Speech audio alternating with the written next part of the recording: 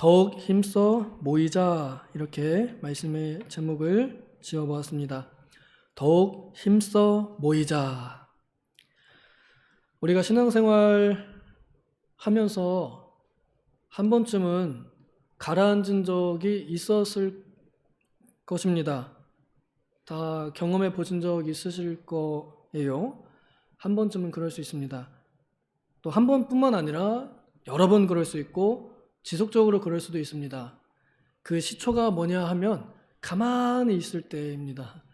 아무것도 하지 않고 가만히 있을 때, 그때부터 우리는 미지근한 물에서부터 뜨거운 물까지 데워져 가다가 삶아지는 개구리와 같은 그런 푹 퍼져 익어가는 그런 신앙으로 가라앉을 수도 있습니다.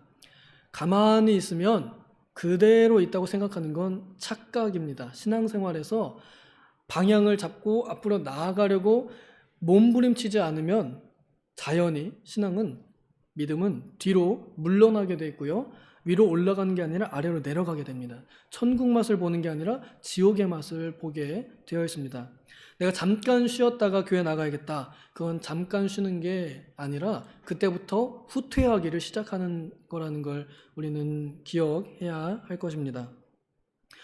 그런데 이 올라가는 거, 그리고 앞으로 나아가는 거, 이거는 우리 혼자 힘으로는 쉽지 않습니다. 그래서 신앙생활은 같이 하는 거고, 교제의 유익이 바로 거기에 있어요. 같이 할 때, 믿음 생활을 같이 할 때 그리스도께로 나아가게 됩니다. 그래서 한 사람보다 두 사람이 낫습니다. 기도할 때에도 예수님께서 말씀하신 것처럼 한 사람보다 두 사람이 더 기도하는 게 낫습니다. 두 사람이 땅에서 합심하여 기도하면 하늘에 계신 아버지께서 그들을 위하여 그것을 이루어 주실 것이라고, 두 사람의 기도, 그 이상의 기도는 아주 강력하다고 주님께서도 말씀하셨습니다. 그래서 옆에 있는 사람들이 정말 소중하고 귀중합니다. 모이자라고 했으니까 이거는 나 혼자 하는 얘기가 아니죠, 그렇죠? 옆 사람한테 누군가에게 하는 말이잖아요. 절대 혼자 할 수 있는 일이 아니에요. 이럽시다라고 하는 거는 그럽시다라고 하는 사람이 같이 있어줘야 돼요. 어떤 일에도 우리가 동의합니다라고 하면은 그 뒤에 제청합니다가 있어야 그 일이 성사되는 거죠.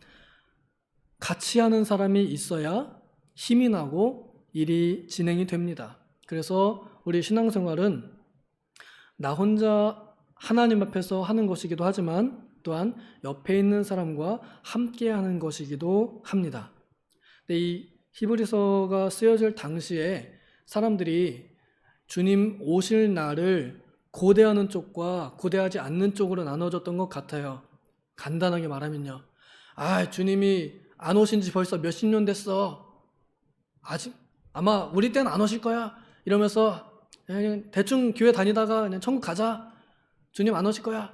이런 생각으로 그냥 가만히, 그냥 천국이 올 때까지 가만히, 내가 죽을 때까지 그냥 가만히 그냥 설렁설렁 하는 걸로 만족을 누리는 사람들이 있는가 하면, 그 반면에는 주님이 언제라도 당장이라도 도둑같이 온다 그랬으니까 언제라도 오실 수 있으니까 우리가 더 준비하자라고 하는 극소수의 사람들이 남아 있었던 것 같습니다. 오늘 이 말씀은 그 극소수의 사람들뿐만 아니라 가만히 있고자 하는 사람들에게까지 함께 이야기하고 있는 겁니다. 야, 네가 예수님을 구주로 믿었다며? 그러면 너도 힘써서 함께 모일 의무가 있는 거야 라고 이렇게 우리를 설득하는 것이죠. 바라기는 우리 교회 기도회가 많이 모이면 좋겠습니다. 감사하게도 우리 권사님들이 또 마음 먹고 힘내셔서 수요일 날, 그것도 두 번씩이나 수요 예배 전과 후에 이렇게 아주 기도의 부흥회가 이루어지는데, 그렇게 모이기를 힘쓰는 자세, 정말 귀한 곳이고 소망이 있습니다. 우리는 얼마든지 그리스도의 피를 힘입어서 하나님 아버지 앞에 직진으로, 그냥 고속도로로 시온으로 가는 대로가 열린 사람들입니다. 내가 원하기만 하면 언제든지 하나님께서는 내 기도 들으시고 나에게 응답하시는 은혜가 있는 사람들입니다. 하나님과 소통하는 은혜가 있는 사람들입니다. 근데 이 사람들이 같이 모여서 기도하면 그 힘이 더 강력하고 더 막강합니다. 이것은 세상을 움직이는 힘이 되기도 합니다. 이스라엘에도 그런 역사들이 있었습니다. 미스바의 회개운동 우리가 아실 겁니다. 사무엘 선지자가 사람들을 미스바로 모여라 하고 집회를 엽니다. 그리고 물을 쏟아 부으면서 하나님 앞에 우리가 이렇게 마음을 쏟아서 회개하자 하면서 주여 하면서 그 나라의 온 백성들이 함께 기도할 때 그 주변에 있는 블레셋 국가가 두려워하였습니다. 그 전까지는 뭐야 쟤네 무시했던 그런 나라들이 이제는 이스라엘을 두려워하게 됐죠. 이스라엘이 뭐 군대 훈련을 열심히 해서가 아닙니다. 하나님 앞에 마음을 쏟아놓고 함께 모여서 땅에서 합심하여 기도했기 때문에 그 주변에 보이지 않는 성벽이 딱 웅장하게 세워졌던 것입니다. 그래서 나라의 국방력은 기도하는 사람들에게 있다는 것을 우리는 교훈을 받습니다. 또한 신약에 예수님 돌아가시고 나서 그리고 부활하시고 나서 그리고 승천하시고 나서 다시 오마 약속하신 이후에 남겨진 사람들이 어려운 일이 있을 때 뭐 했냐면 모여서 기도했어요. 골방에 모여서 기도했어요. 두려워서 모여서 기도하기도 했고요. 근데요, 기도하는 그 자리에 땅이 진동했다라고 사도행전 4장에서 말씀합니다. 성도들이 모인 자리는 땅이 울리는 자리입니다. 우리가 함께 모여서 기도하는 자리는 정말 거룩한 자리, 위험 있는 자리, 파워풀한 자리입니다. 힘이 있는 자리입니다. 어떤 교회가 그 다락방 비슷한 데에 모여가지고 기도를 열심히 했더니 그 사람들의 기도가 수증기가 돼가지고 이렇게 연기가 자욱하게 피어있던 영상을 봤던 게 기억이 납니다. 그런 거 아니었을까? 그런 생각이 듭니다. 눈에 보이게 뭔가가 기도했다는 하나님께서 듣고 계시다는 그 확신이 이 무리 가운데 오는 겁니다. 그래서 우리의 모임은 힘이 있고 능력이 있습니다. 그런데 이게 쉬운 일은 아니에요. 일단 예수님의 피를 믿어야 하고요. 그 다음에 우리가 예수님의 몸된 지체라는 것, 그래서 우리를 다스리는 제사장이 주님이시라는 것, 그걸 믿어야 하고 그것을 믿는 것이 진짜 마음과 믿음으로 나타나야 됩니다.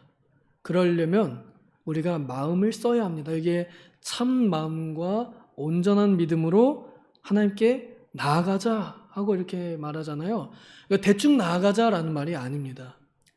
진지한 자세를 가지고 나아가자라는 것입니다. 하나님을 대하는 태도가 어떠해야 하느냐라는 것을 우리에게 가르쳐 주는 것입니다. 옛날에 우리 한국은 조상 숭배하는 국가잖아요. 그 가문이 얼마나 위험 있고 또 품격 있는 가문인지 거룩한 계보인지를 알 수 있는 자리가 제사상이었습니다. 그 유교의 문화에 엄격했던, 그리고 그 가문의 이 규율이 엄격했던, 그리고 자부심이 있었던 가문들은요, 제사하는 이 귀신한테 하는 거지만 그 행동 하나와 준비하는 모든 순서나 이런 것들이 아주 달랐습니다. 그걸 어린애들이 보고 배우지요. 그래서 똑같이 따라합니다. 거룩하게 제사상 앞에 엄숙하게 절하는 걸 보여주고 배운 가문은 자녀들도 그 제사를 엄숙하게 거룩하게 절대 빠지면 안 될 의식으로 여기고 다음날 시험이 있어도 갔다가 오는 그런 열심을 보입니다. 근데 우리는 귀신이 아닌 살아계신 참 한 분이신 하나님을 섬기는 예배를 드리는데 마치 제사를 가벼이 여기는 유교 신자들과 크게 다르지 않는 모습을 보여줄 때가 많은 것 같습니다. 저희 집안은 유교 집안이었고 저 당진 우상 숭배하는 땅이어서 그게 되게 심했는데, 근데 문제는 자세는 좀 별로였어요. 제가 봐도 그건 좀 별로였어요. 그 있잖아요. 그 제사상 앞에 와가지고 막 촐랑촐랑 거리는 거, 이런 거. 막 이렇게 막 짝다리 짚고 막 이러는 거 있잖아요. 그런 자세 하나가, 제사를 대하는 태도, 그리고 막 음식도 이렇게 그 막 이거 뭐죠? 과일 머리 이렇게 탁 치잖아요. 이거 각도 막 이런 거. 그런 거 없어요. 그냥 딱 베으면 됐어요. 그냥. 보이기만, 머리가 벗겨졌으면 됐어요. 그냥 아무거나 딱. 그냥 대충 적당히 어느 정도, 이 정도만 가지고 해도 된다고 그렇게 배웠기 때문에, 그래서 저도 예배가 아니라 제사였죠. 그때 당시에요. 제사 그거 별로 중요한 거 아니구나. 제사상 엎어버려도 된다. 엄마가 명령을 하시면 나도 용기는 안 나지만 그래도 엎어야지 하는, 그러니까 감히 엎으면 안 될 거를 엎을 수 있도록 생각하게 만든 게 거기에 있던 사람들의 태도였습니다. 하나님을 사랑하는 마음이 태도에서 나타납니다. 예배에서 나타납니다. 그 사람 안에 있는 마음이 얼마나 참된지, 그 믿음이 얼마나 완전하기를 바라는지, 그것이 태도에서 나타납니다. 하나님의 약속을 기다리는 태도도 또한 그렇습니다.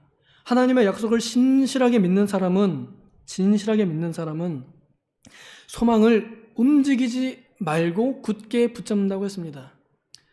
그런 사람들은 하나님께서 약속하신 것에 대해서 에이 아닐 거야 라거나 아니겠지? 혹은 안 될 것 같은데, 이런 의심이 없습니다. 그냥 무조건 된다 하고 뚝심 있게 단순하게 그냥 된다!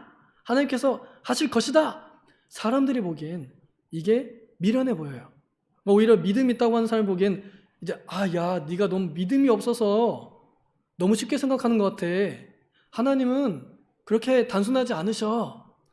내가 이제 너한테 이런 얘기를 해줄게 이러면서 막 훈수를 두는데, 누가 더 믿음 있는 사람으로 보여요?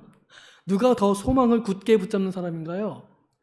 일말의 의심 없이 하나님 말씀하셨으면 그대로 되리라 하고 의지하고 믿는 사람, 흔들리지 않는 사람, 이 견고함을 가진 사람이 진짜 온전한 믿음과 참 마음이 있다는 증거입니다.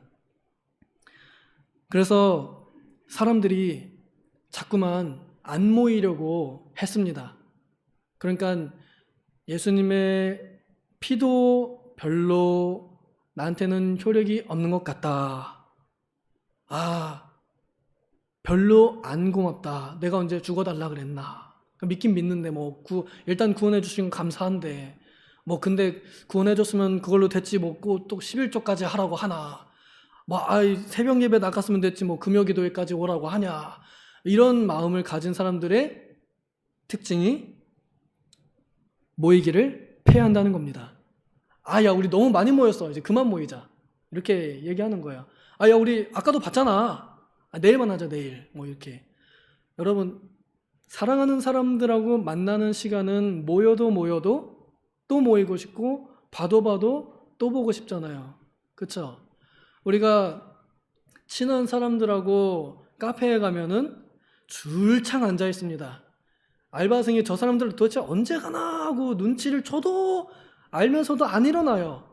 근데 어려운 사람, 불편한 사람하고 앉아 있으면 가시방석이에요. 1분 1초라도 빨리 무슨 핑계라도 잡아서 계속 핸드폰 보면서 누가 나 안 부르나 이러면서 빨리 일어나고 싶잖아요.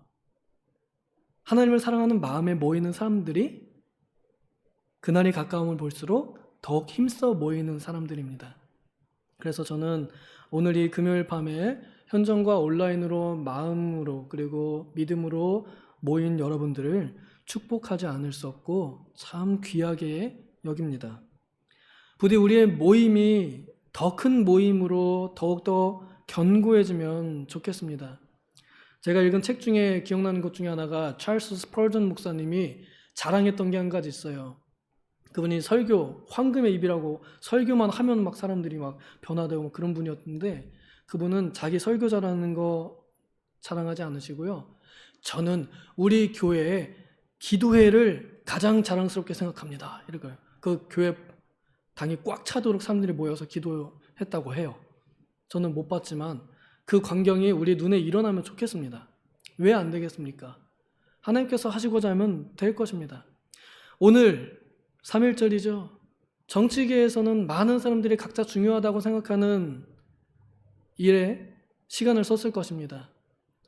그 오래전 3.1운동 하면서 모였던 분들은 그 모임을 통하여 이 나라를 변화시켰습니다. 거기에는 많은 믿음의 지도자들도 있었습니다. 악한 세력에 항거하여 싸우고자 자유를 얻고자 인생과 재산, 사랑하는 사람들까지도 희생하면서 모이기를 힘써서 오늘날의 이 대한민국에게 광복을 가져다 주었고 자유의 초석을 놓아 주었었습니다. 그날에 모였던 그들의 힘이 오늘날 없을까요? 저는 2002년에 한번 봤습니다. 직접 빨간 옷 다 입고 거리에 나가서 전 세계가 주목했잖아요. 와, 이런 나라가 없다. 어떻게 이 사람들 다 빨간 옷 입고 저렇게 모여있지? 제가 못 본 게 하나 있습니다. 평양 대부운동하고 그 다음에 그 여의도 광장에서 열렸던 빌리그레함 목사님의 100만 구령운동, 그 100만 명 진짜 모였다고 그랬던 것 같은데 못 봤습니다. 저는. 그런 일이 앞으로 또 일어날 겁니다. 또 여러 가지 이제 각자의 이익에 따라서 물러나라 하면서 모일 때도 있고 우리의 목소리를 들어달라 하고 모일 때도 있을 것입니다. 사람들이 모여서 하는 일의 목적은 서로 다를 것입니다. 믿지 않는 사람들에게는 자신들의 이익을 위해서 모이겠죠. 또 믿는 자를 박해하기 위해서도 모일 것입니다. 앞으로 우리에게는 우리를 박해하는 전 세계적인 모임을 대항할 준비를 해야 하는 사람들입니다. 그럴 때일수록 우리는 더 모여야 합니다. 부르심을 입은 자들은 합력하여 선을 이룬다고 했습니다. 우리의 모임은 결코 작은 모임이 아닙니다. 하나님을 사랑하여 모이는 그 모임 앞에, 그 모임 안에 하나님 계시고 하나님 역사하십니다. 우리 평양 대부운동 한두 사람으로 시작했답니다. 작은 교회로부터 시작했답니다. 작은 모임으로부터 시작했답니다. 그러니 저는 오늘 모인 우리 모든 세대, 나중에 이제 우리 어린아이들까지도 같이 모여서 모든 세대가 금요일 밤에 기도로 참마음과 온전한 믿음으로 하나님 앞에 엄숙하고 경건하고 간절하게 부르짖는 날이 오기를 소망하고 지금도 모인 우리들에게는 그런 뜨거운 불타는 마음이 있음을 확신합니다.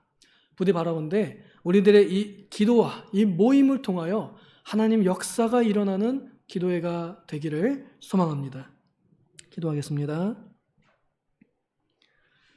하나님 아버지, 숫자는 적어도 천하보다 귀한 영혼들 무리가 모였사오니 그 오래전 하나님 앞에 좁은 다락방에서 모여 기도하였던 이들의 그 공간을 진동하게 하셨던 것처럼 오늘 우리가 모인 이 기도의 자리도 하나님 다시 한번 진동하게 하여 주시옵소서. 우리의 이 부르짖음과 이 떨림이 하나님 앞에 상달되기를 원합니다. 혹 아버지 우리의 눈물도 주님 앞에 빛나기를 원합니다. 아버지 우리의 모임이 결코 헛되지 않도록 헛되지 않음을 나타내 보여주시고 우리의 날이 가까워옴을 볼수록 더욱더 힘써 모이는 우리 도봉장로교회 되게 하여 주시옵소서. 감사드리며 예수님의 이름으로 기도하옵나이다. 아멘.